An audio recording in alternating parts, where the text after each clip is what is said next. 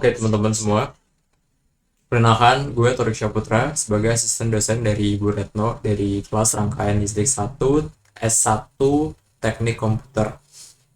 Nah, gue Teknik Elektro 2020 ya.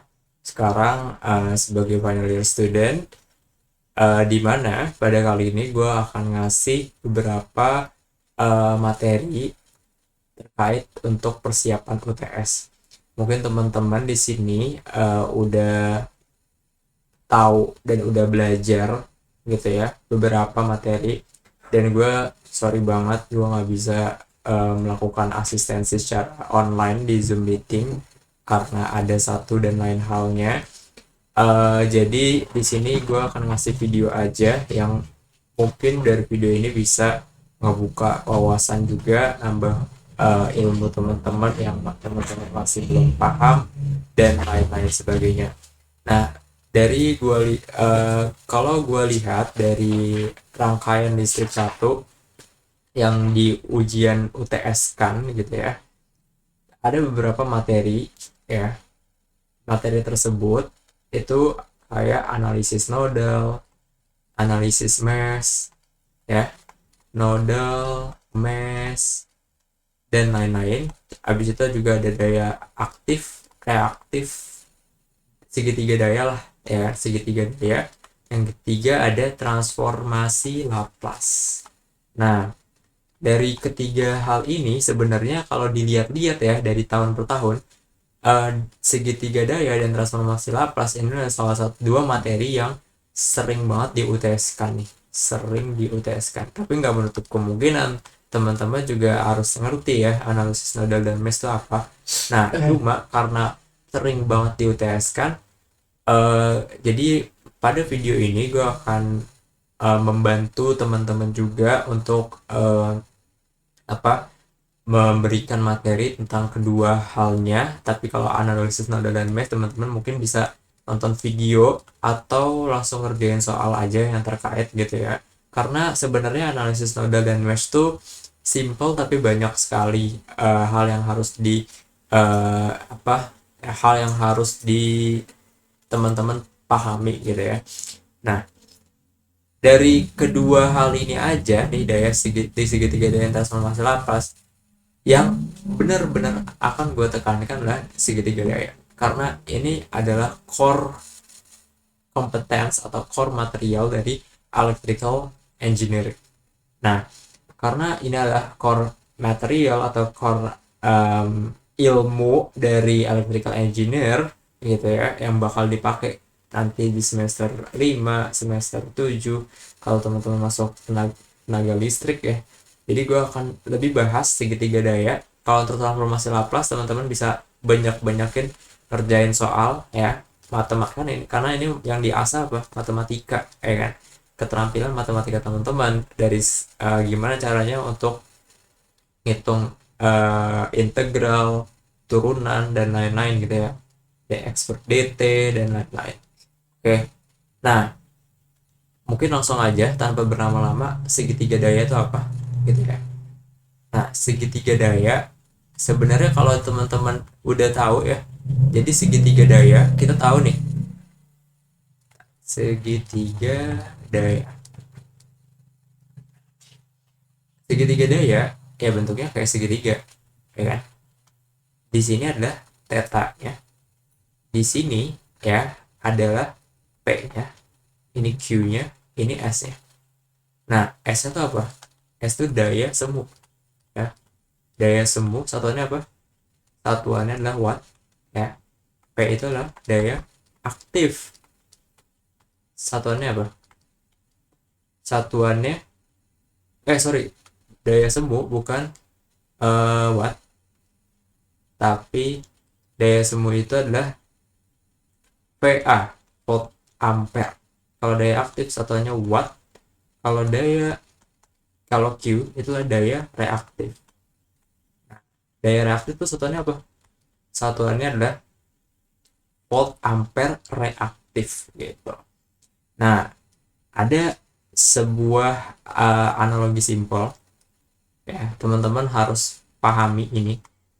Ketika teman-teman misalkan punya apa ya, misalkan kita punya sebuah transformator gitu ya. Nah, ini transformator, ya kan? Nah, untuk memahami daya aktif, daya reaktif, dan daya semu, jadi kita harus paham banget nih pengertiannya masing-masing apa. Daya semu ya, daya semu itu daya produk ya. Daya produk, daya yang bisa dibangkitkan, daya yang bisa digunakan untuk membangkitkan tenaga listrik, menggerakkan tenaga listrik dan lain sebagainya. Ya, daya ya yang bisa diubah ke energi lainnya lah intinya. Ya, yang benar-benar bisa bekerja menggerakkan suatu beban gitu. Kalau daya produk gitu ya. Sorry. Oke, kalau daya aktif, daya yang dikonsumsi ya, sebuah beban ya. Daya yang dikonsumsi sebuah beban. Oke, ya. Sedangkan kalau ya, kalau daya semu daya apa? Reaktif itu daya untuk membangkitkan medan magnetis, bangkitin medan magnetis. Nah, contoh nih ya, kita punya ini kan transformator, harus teman-teman harus tahu ya transformator cara kerjanya gimana. Nah, sedikit prinsip kerja dari transformator. Jadi kalau transformator nih misalkan dapat daya nih dari generator gitu kan. Nah, ini daya yang dikirimkan itu yang daya dari transformator yang dikirimkan dan masuk ke dalam daya yang dikirimkan dari generator dan masuk ke dalam si transformator itu adalah daya aktif, daya yang dikonsumsi oleh si transformator. Nah, daya tersebut ya selama ada apa daya tersebut setelah udah masuk ke transformator ya dan dikonsumsi ternyata ada daya reaktif nih. Nah, daya reaktif untuk apa?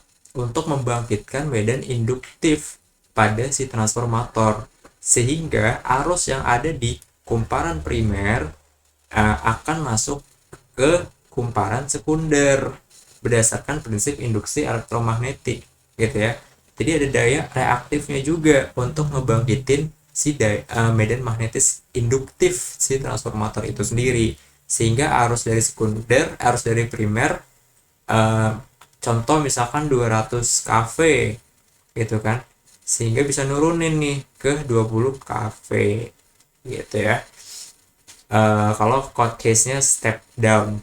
Oke. Nah, daya dari sini, hasil dari P dan Q ini nanti akan masuk ke S sebagai daya produknya ke beban-beban seperti apa? Seperti contohnya motor induksi. Oke, teman-teman misalkan tahu nanti motor induksi atau kemana ke transmisi dan lain-lain. Nah, jadi ingat juga dulu kalau memahami daya aktif, daya reaktif, dan daya semu, teman-teman harus tahu nih, kita punya nih gelas ya, sebuah gelas, isinya tuh apa? Kita tuangkan ya Coca-Cola. Oke, kita tuangkan Coca-Cola. Kalau teman-teman punya Coca-Cola terus dituangkan ke dalam suatu gelas, anggapan gini, ini adalah daya aktif, tapi ternyata setelah Coca-Cola itu masuk kan ada busa-busanya ya. Nah, busa-busanya itu kan ada suatu hal yang sebenarnya berguna ya, suatu hal yang penting ada dalam sebuah Coca-Cola layaknya sebagai minuman soda. Nah, cuma nggak bisa diminum gitu kan, nggak bisa dimanfaatin ya, kalau kebanyakan juga nggak berguna juga ya kan. Nah, ini daya anggapannya daya reaktif, dan total dari ini semua adalah daya semu gitu. Nah, dari analogi tersebut ya kita bisa dapat, teman-teman bisa dapat nih, nanti ada yang namanya faktor daya. Faktor daya. Faktor daya itu apa sih sebenarnya? Faktor daya itu tuh gini. Tadi kan udah ada nih.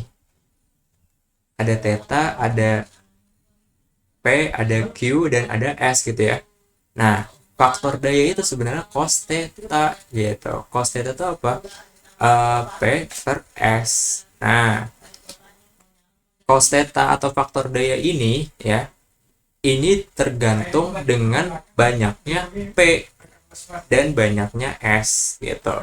Contoh gini, faktor daya nantinya itu akan berguna untuk menentukan apakah sebuah komponen induktif atau komponen-komponen reaktifnya itu ya itu bagus atau enggak gitu sih kan. Bagus atau enggaknya itu dari mana sih ya kan. Kalau faktor daya cos theta-nya itu lebih dari 0,85 itu biasanya bagus ya. Kalau kurang dari 0,85 itu perlu dipertanyakan ya, kenapa bisa begitu. Tapi intinya dari hal tersebut yang mau gue tekankan gini, teman-teman harus paham ya kan. Kalau gue gini, kenapa gini, cos theta P per S gitu kan. Nah, kalau ini kenapa sih cos theta-nya bisa jelek? Coba teman-teman bisa lihat kenapa cos theta-nya bisa jelek. Kalau cos theta-nya kurang dari 0,85, kira-kira apa sih yang menyebabkan cos theta-nya tuh kurang dari 0,85 gitu ya. Nah, apa nih yang bisa menyebabkan cos theta-nya kurang dari 0,85?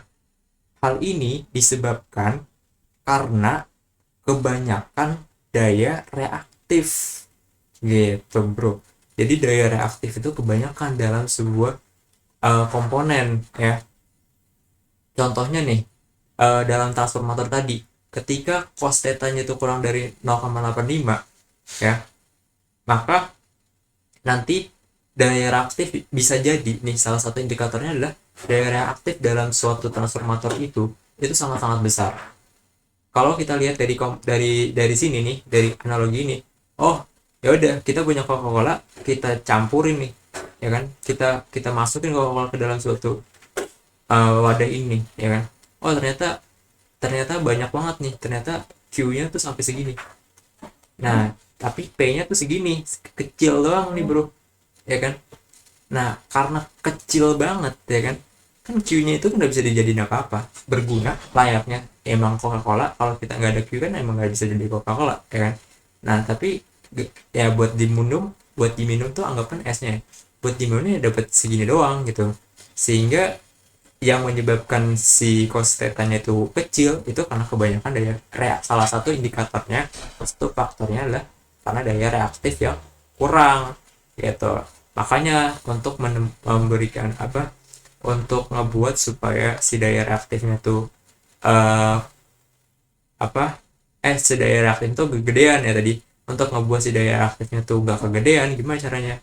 Ada salah satu metode yang namanya menggunakan kapasitor bank gitu bro ya. Nah, ini teman-teman bisa cari sendiri gimana kapasitor bank, fungsinya apa, dan bagaimana pengaplikasiannya kayak gitu. Tapi kalau secara konsep mungkin segitiga daya itu kayak gini. Dan kalau secara rumus ya, S itu sama dengan V kali I ya, I conjugate gitulah. P itu sama gini, S cos theta, S apa nih, S cos theta atau S sin theta. Dari rumus ini S cos theta, oke, S cos theta, dan Q itu adalah S sin theta gitu. Tiga rumus ini teman-teman harus kuasai. Dan juga jangan lupa untuk pahami ketika rumusnya tuh 3 fase, rumusnya satu fase itu bedanya apa gitu ya. Kalau 3 fase biasanya akar 3 gitu kan, 3 VI lalalala itu fase tuh enggak kayak gitu. Nah, untuk videonya, materinya itu dulu. See you.